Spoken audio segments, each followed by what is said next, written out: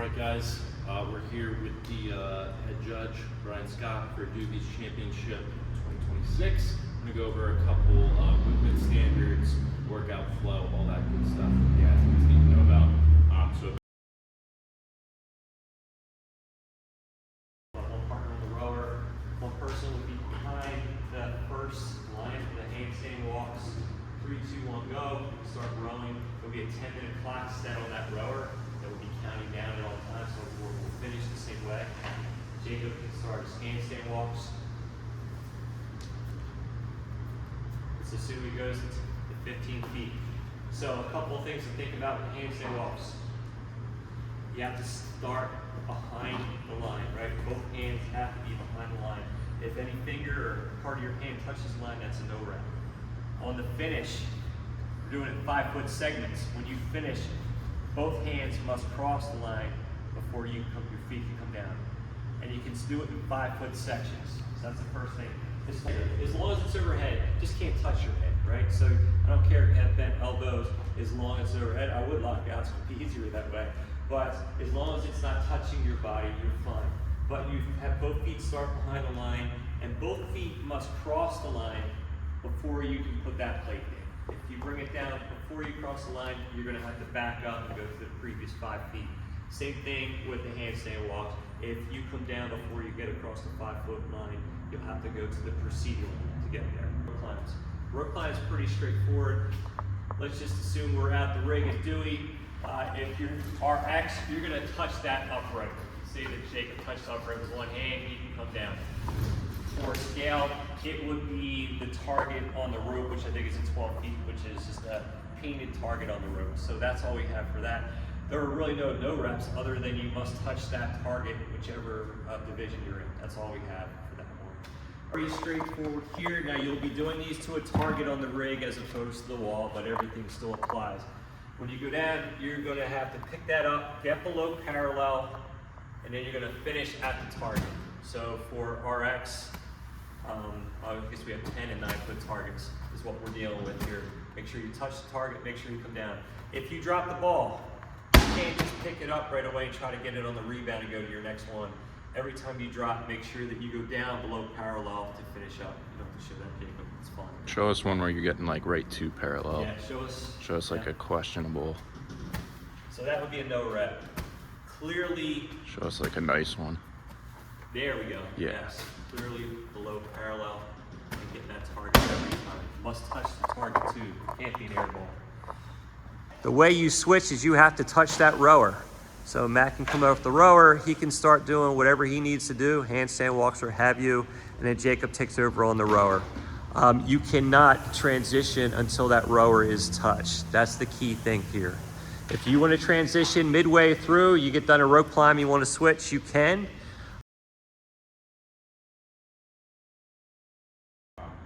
Really, only standard here, it can be a power clean, squat clean, just has to start on the floor, so no hangs. What we're looking for here is really full extension every time. So there's a couple things we're going to look for. Jake will finish that up and just stand it up. So you're going to see everything's locked out as far as knees, hips, and elbows have flashed, right? We need to do that every time. Now give me a couple reps, Jake. Go ahead and do it from the side so you get people So he's locking out every time. Knees and hips, elbows are flashing. Show me coming down without, There, yeah. No reps here. He's not extending every time. You're going to want to go fast, but you got to be clean reps. So he's got to stand it up every time. He's got to show those elbows, even if it's quickly. That's what we're looking for. Go ahead and drop it. You have to change your own weights. So you do have that minute to change weights. Let's just start with gymnastics. We're just going to pick off one at a time. Jacob's going to do a couple of pull-ups here. And for all of the gymnastics on here, as far as pull-ups, chest to bar, and bar muscle-ups, full extension at the bottom. You'll see elbows are not bent in any way when he comes down. Go ahead and give me like a short rep. Can't even do it, can you? Yeah, that's hard, isn't it? Yes, but anyway, we want full extension of the elbows every time, and his chin is clearly over the bar. When I say over the bar, it has to be over the horizontal plane. He doesn't have to have it over the bar. He just has to be higher than the bar. So that chin has to be higher than the bar. Now chest to bar is a different story here. He has to make sure that his chest every time touches that bar. Nice job. So show me some where you get it high enough but you don't touch the bar, you know what I mean? So that would be a no rep. Plenty high enough, it's just not touching. You see that a lot. All right. Take a breath there for a second. Now we're gonna talk about bar muscle ups. Again, full extension at the bottom, and then he has to press out at the top, lock out those elbows. Yup, good. All right, hang out there for a second, Jacob.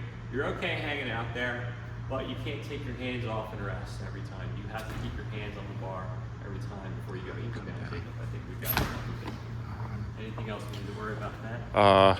Just show us like a couple like butterfly where your chin doesn't get over the bar. I see that. Yeah. I'll try. Do like a small butterfly like under the bar. Yeah. Yeah. So we gotta get chin over the bar. Show us over the bar. Let me show like good butterfly. Yeah, show us a good butterfly.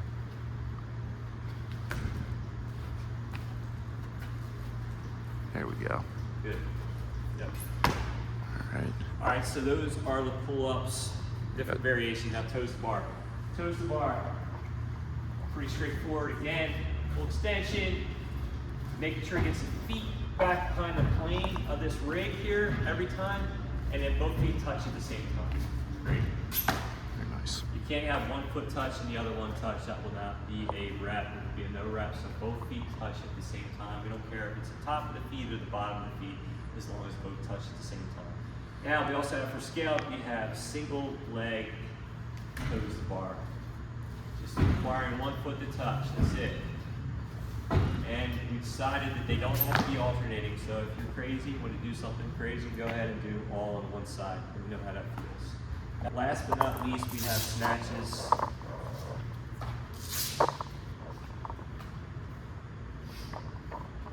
Bar will come to the ground every time, and you will stand it up. Same thing, we're looking for extension of the elbows locked out as well as knees and hips each time. So if you want to touch and go this, we did a couple touch and go. We're just making sure we lock out every time. Now show me how you flip it back. Yeah, see how Jacob's coming down before he's fully locked out? That would be a no rep. The other thing is we're not looking to see anybody bouncing that barbell on the ground to try to gain some momentum. That's what it means to it. That would be a no rep.